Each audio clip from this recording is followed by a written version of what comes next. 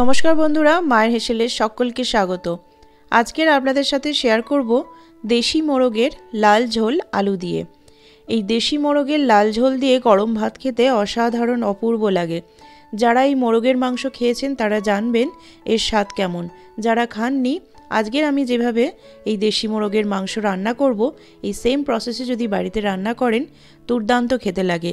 বাড়িতে কোনো অকেশনে খাসির মাংসের বদলেও কিন্তু আপনারা এই সেম প্রসেসে এই মাংসটা রান্না করে খাওয়াতে পারেন, ভীষণ প্রশংসা পাবেন। তো চলুন কথা না বাড়িয়ে রেসিপিটা শুরু করি। যারা আমার চ্যানেলের নতুন বন্ধু তাদেরকে অনুরোধ করব আমার চ্যানেলটাকে সাবস্ক্রাইব করে পাশে থাকার জন্য, আর এই রেসিপিটা শুরু থেকে শেষ অবধি অবশ্যই না স্কিপ করে দেখবেন। চলুন শুরু করি।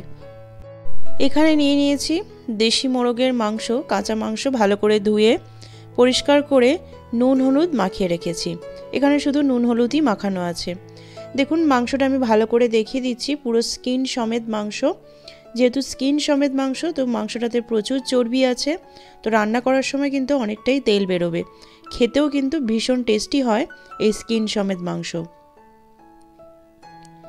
মাংসের জন্য আলু লাগবে, তো তার জন্য আমি এখানে 4টে আলু দুভাগ করে কেটে নিয়েছি, বড় বড় সাইজ করে কেটে নিয়েছি। আর মশলার জন্য যেগুলো রাখবে, এখানে 4টে বড় সাইজের পেঁয়াজ কুচিয়ে রেখেছি, 2টো বড় সাইজের টমেটো কুচিয়ে রেখেছি, আর এখানে 14 থেকে 15 কোয়া মতো রসুন ছাড়িয়ে রেখেছি। আর যেটুকু আদা লাগবে পরিমাণটা আমি দেখিয়ে দিলাম।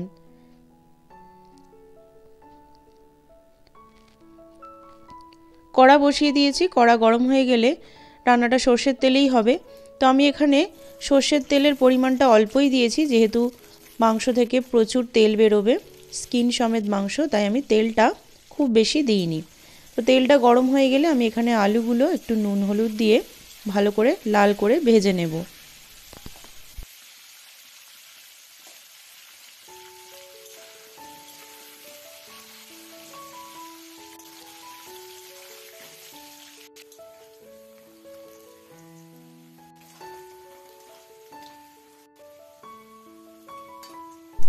আলুগুলো লাল করে ভাজা হয়ে গেছে, আমি আলুগুলো তুলে নিচ্ছি।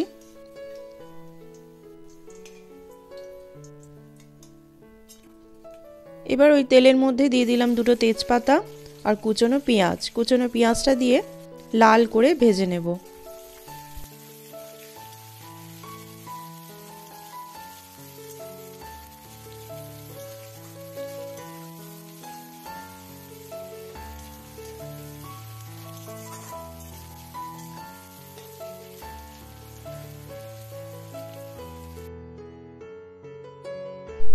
পেঁয়াজগুলো লাল করে ভাজা হয়ে গেছে। এবারে রসুনের কোয়াগুলো আমি একটু থেতো করে রেখেছিলাম আধ ভাঙা মতো করে, তো সেটা দিয়ে দিলাম, দিয়ে ভালো করে পেঁয়াজের সঙ্গে ভেজে নেব।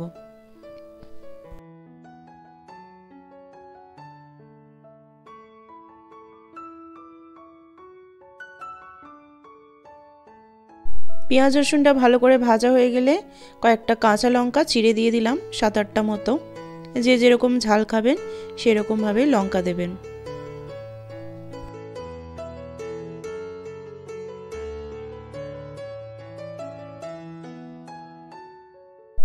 তো ঝালটা একটু বেশি খেতে চাইলে, যেহেতু মোরগের মাংস একটু ঝাল ঝাল ভালো লাগে, তাই আমি একটু লঙ্কার গুঁড়ো, এটা ঝাল লঙ্কার গুঁড়ো আমি দিয়ে দিলাম, অ্যাড করে দিলাম, অনেকটা পরিমাণেই দিয়েছি।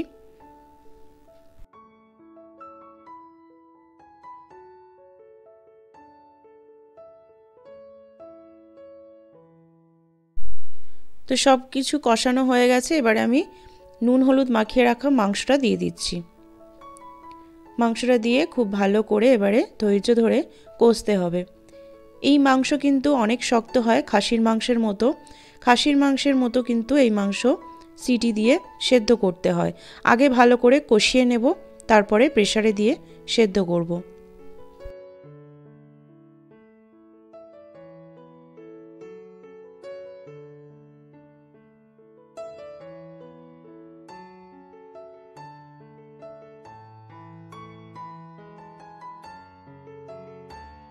মাংসটা কষাতে দিয়ে কষিয়ে আমি 10 মিনিট মতো ঢাকা দিয়ে রেখেছিলাম মিডিয়াম ফ্লেমে রেখে। দেখুন কতটা তেল ছেড়েছে। এই মাংস থেকে কিন্তু আরও তেল ছাড়বে। একটু কষানো হয়ে গেলে আমি একটু চিনি দিয়ে দিলাম আর কিছুটা ধনেপাতা কুচিয়ে দিয়ে দিলাম। আর সবার শেষে আমি আদা আর জিরে বাটাটা অ্যাড করে দিলাম। সবার শেষে এই মশলা বাটাটা দিলে টেস্টটা বেশি ভালো হয়। তো এইবারে সবগুলো দিয়ে খুব ভালো করে কষিয়ে নেব। এইভাবে অনেকক্ষণ ধরেই কষাতে হবে যতক্ষণ না মাংস থেকে পুরোপুরি তেলটা রিলিজ করে।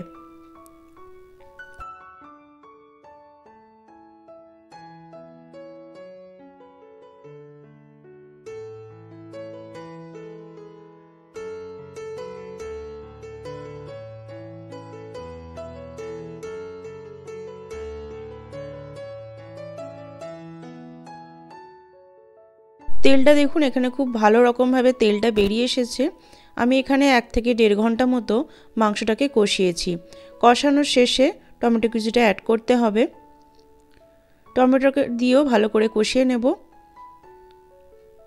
খুব সুন্দর একটা গন্ধও বেরিয়েছে। এই মোরগের মাংসের গন্ধটাও কিন্তু সম্পূর্ণ আলাদা ব্রয়লার মুরগির মাংসের থেকে। তো আমি আবারও কিছুক্ষণ ঢাকা দিয়ে রেখেছিলাম। দেখুন মাংস কষানো কিন্তু আমার ভালো রকমভাবে হয়ে গেছে। সবার শেষে আমি একটু এই সানরাইজের চিকেন মশলাটা দিয়ে দিলাম। আমি এটা প্রথমবার ইউজ করলাম। গন্ধটা কিন্তু এমন কিছু খারাপ না, তবে গরম মশলার গন্ধটা বেশি ভালো। তো এই মশলাটা আমি দিয়ে একটুখানি কষিয়ে নিচ্ছি। কষানো কিন্তু আমার একদমই হয়ে গেছে, আর বেশি কষানোর প্রয়োজন নেই। এবারে এটাকে আমি প্রেসার কুকারে দেব।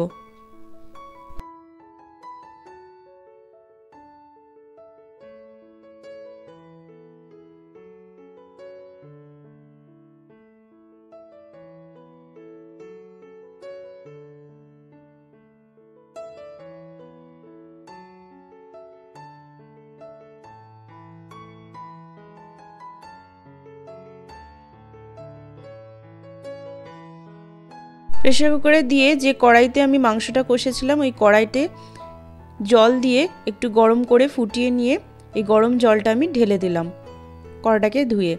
তো আরও কিছুটা জল লাগবে, একটু ঝোল ঝোল করবো, সেজন্য কিছুটা জল দিয়ে দিলাম। এটা কিন্তু গরম জল। মাংসটা প্রথমে দিয়ে দিতে হবে। আলুগুলো যেহেতু তাড়াতাড়ি সেদ্ধ হয়ে যায় সেই জন্য মাংসটা দিয়ে জলটা ঢেলে সবার শেষে আলুগুলো উপর থেকে দিয়ে ঢাকা দিয়ে দেবো।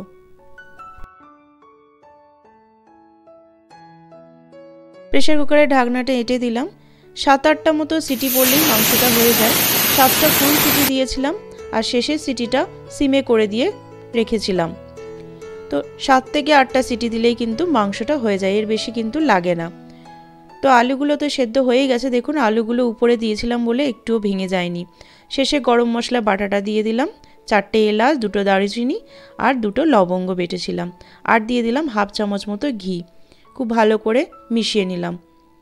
মাংসটা কতটা কীরকম সেদ্ধ হয়েছে একটু হাত দিয়ে ভেঙে দেখিয়ে দিচ্ছি। ভীষণ গরম ছিল, দেখুন পারফেক্ট সেদ্ধ হয়েছে, গলেও যায়নি আবার শক্তও নেই। তো এইরকমভাবেই দেশি মোরগের মাংস একবার বাড়িতে ট্রাই করে দেখবেন, দুর্দান্ত খেতে লাগে। আর আমার এই রেসিপিটা কেমন লাগলো কমেন্টের মাধ্যমে কিন্তু অবশ্যই জানাবেন। ভালো লাগলে অবশ্যই একটা করে লাইক করে দেবেন, সাবস্ক্রাইব করতে ভুলবেন না, পাশে থাকা বেল আইকনটা টিপে দেবেন যাতে পরবর্তীকালে নতুন নতুন এরকম আরও অনেক রেসিপি শেয়ার করলে আপনাদের কাছে নোটিফিকেশন চলে যায়। ডেসক্রিপশন বক্সে আমি আরও অনেক মাংস রেসিপির লিঙ্ক দিয়ে দেবো, কালভার্ট চিকেন মাংস বা আরও অন্যান্য মাংসের রেসিপির লিঙ্ক দিয়ে দেবো, অবশ্যই ফলো করবেন। তো আজকের এই পর্যন্তই, পরবর্তীকালে আরও অন্য কোনো রেসিপি নিয়ে আবার দেখা হবে। ভালো থাকবেন, সুস্থ থাকবেন, টাটা।